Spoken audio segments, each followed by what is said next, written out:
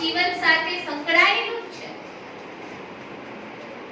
નાનું મોટું લોકોનું કલ્યાણનું કાર્ય તો હરેક માણસ કરે છે. માત્ર કલ્યાણનું કાર્ય કરી લીધું એટલું જ મહત્વનું નથી, પણ એ કલ્યાણ કરવા પાછળ આપણો ભાવ અને આપણી ભાવનાઓ શું હતી. આપણે કોઈનું કંઈ કામ કરી દીધું, પણ એ કામ કર્યું ત્યારે આપણા અંદરના વિચારો શું છે એ વિચારોનું આપણે ચેકિંગ કરીએ છીએ.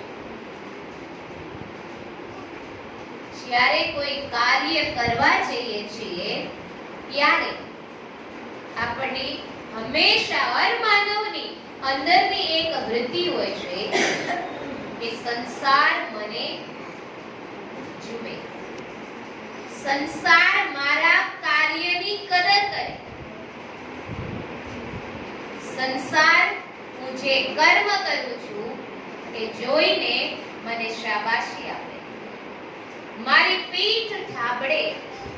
અથવા આવી કોઈ ભાવના ન હોય તો એવી કોઈ કામના હશે કે આજે હું એનું કામ કરીશ તો ક્યારેક મારે જરૂર પડશે તો મારે એમની પાસેથી આશા રાખવી જરૂરી થાય.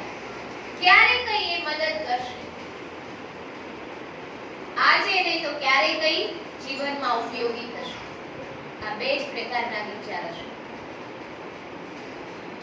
કોઈ પણ લોક કલ્યાણનું કાર્ય કરતા હોય ત્યારે માણસના વિચાર અને આંતરિક ભાવના કા માન મળે, સન્માન મળે, શાન વધી જાય, મારી પ્રગતિ થઈ જાય, મારી વાહવાહ થઈ જાય, આવી ભાવના હશે. અથવા તો આજે હું એને મદદ કરીશ, ક્યારેક જરૂરિયાતના સમયે એ મને મદદ કરશે.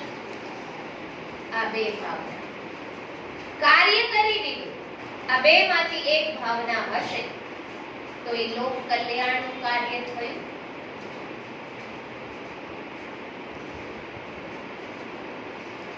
બાબાએ કીધું નેકી કર દરિયા મેં ડાલો.